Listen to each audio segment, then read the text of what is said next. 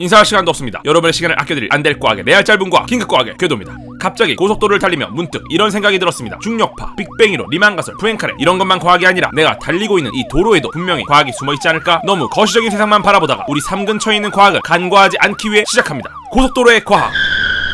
매끈한 도로가 없었다면 봄날의 드라이브는 고문의 한 종류가 되었을 것입니다. 고속도로가 없다면 F1 같은 멋진 경기는커녕 자동차를 타는 사람들의 엉덩이에 굳은 살이 배길 것이고 멀미는 온 국민의 동반자가 되었겠죠. 심지어 최고급 스포츠카는 바닥이 다 긁히고 닳아 엉덩이와 땅이 상봉하게 될 것입니다. 그리고 고향에 부모님을 뵈러 가거나 여름에 동해로 서핑하러 가려면 7일 전부터 부지런히 출발해야 도착하겠죠. 더 빠르게 가고 싶은 욕구 때문에 길의 개척은 비현적이었고 문명의 발전과 함께 길은 점점 좋아졌습니다. 과거의 길은 전쟁과 관계가 깊었습니다. 무기나 식량 보급이 며칠 늦으면 부대 내 사망자가 늘어날 수도 있었습니다. 그래서 좋은 길을 만드는 것은 전쟁의 승리, 국가의 부흥과도 깊이 관련되었습니다. 현대사회에서도 국가 경제의 부흥을 위해 좋은 길은 필연적입니다. 물건의 효과적인 흐름을 의미한 물류는 머니와 직결되기 때문에 더 빠른 물류를 위해 자동차가 빠르게 잘 달릴 도로가 필요했습니다. 현대적 의미의 고속도로는 자동차의 발전과 함께 1920년대부터 탄생했습니다. 생각보다 최신이네요. 속도 무제한 구간이 있는 독일의 아우토반부터 자유의 상징 미국 캘리포니아 66번 도로까지 선진국에서는 역사적인 도로들이 생겨났습니다. 우리나라에서는 1970년대 416km인 서울, 대전, 대구, 부산, 찍고, 아하, 제1호 고속도로, 경부고속도로를 중심으로 많이 깔리기 시작했습니다. 이런 역사적인 고속도로의 발전에는 늘 그래왔듯 과학의 기여를 빼놓을 수 없습니다. 고속도로의 재료 선정부터 엄청난 과학적 고민이 담겨 있습니다. 고속도로의 재료는 비싸지 않으며 매끄럽게 도포되어야 합니다. 무더운 여름과 추운 겨울에도 변화 없이 잘 버텨야 합니다. 비가 많이 오면 배수도 잘 되어야 합니다. 그리고 자동차가 속력을 내기 위해 바퀴와 닿는 도로면에 마찰력이 충분해야 합니다. 자동차 바퀴가 돌면서 운동 방향이 뒤쪽으로 작용하면 힘은 그 반대 방향인 앞으로 작용하게 되어 자동차가 제대로 달릴 수 있게 되기 때문입니다. 그래서 도로는 마찰력을 결정해주는 상수, 마찰 계수가 적절한 재질로 만들어져야 합니다. 이런 여러 조건들을 충족하는 재료를 찾기란 쉬운 일이 아닙니다. 하지만 그 어려운 걸 해냅니다. 제가 아니라 과학자들이. 이 조건들을 만족시키는 도로는 크게 두 가지로 콘크리트와 아스팔트 도로입니다. 초기에는 콘크리트가 저렴하고 내구성이 좋다는 이유로 콘크리트 길이 많이 깔렸습니다. 그래서 현재 대한민국 전국 고속도로 65% 정도가 콘크리트로 포장되어 있습니다. 콘크리트는 시멘트 30%에 물, 돌과 같은 재료 70%를 혼합하여 굳힌 것입니다. 시멘트가 물과 섞여서 여러 재료를 단단하게 해주는 역할을 하죠. 콘크리트는 소음이 크고 비오는 날 배수성이 상대적으로 안 좋다는 단점이 있지만 싸고 내구성이 좋다는 큰 장점 때문에 많이 사용되었습니다. 한편 아스팔트 도로는 콘크리트 도로에 비해 승차감과 소음, 배수성, 빛 반사면에서 장점이 있습니다. 고속도로를 주행하다 보면 아스팔트 부분에서는 조용해졌다가 콘크리트 부분으로 나가면 시끄러워짐을 알 수 있습니다. 3dB 정도 차이가 납니다. 3dB이 작게 느껴질 수 있지만 1dB 차이는 엄청난 차이입니다. 직접 들으며 느껴보시죠. 차로의 기준 소리,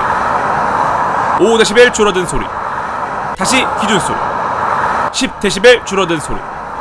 데시벨은 로그 함수 간격의 단위이기 때문에 1dB 차이가 큰 차이입니다. 아스팔트 도로는 사실 아스팔트가 약 5% 정도만 섞여 있고 나머지는 골재와 돌들입니다. 그래서 아스팔트 혼합물 도로 혹은 아스팔트 콘크리트 도로가 맞지만 아스팔트가 중요한 역할을 하기 때문에 분류상 아스팔트라고 부르고 있습니다. 아스팔트 원료는 원유로부터 생산됩니다. 원유에서 증류 과정을 통해 LPG, 나프타 같은 상대적으로 가벼운 유분을 얻어냅니다. 후에 좀 더 무거운 등유, 경유를 얻어냅니다. 그 다음 가장 마지막에 상온에서 끓여도 증류가 안 돼서 감압을 시킨 후 증류를 하는데 이때에도 증류되지 않고 가장 아래 묵직하게 남아있는 끈적끈적 유분스, 진정한 진국스, 감압 짠 사유가 바로 아스팔트입니다. 이 아스팔트를 생산하기 위해서는 원유 정제 능력이 필요하기 때문에 정유화학사들이 주로 아스팔트를 만드는데요. 또다시 안될 과학에 믿고 맡겨주신 이번이 마지막은 아니겠지? I'm your energy.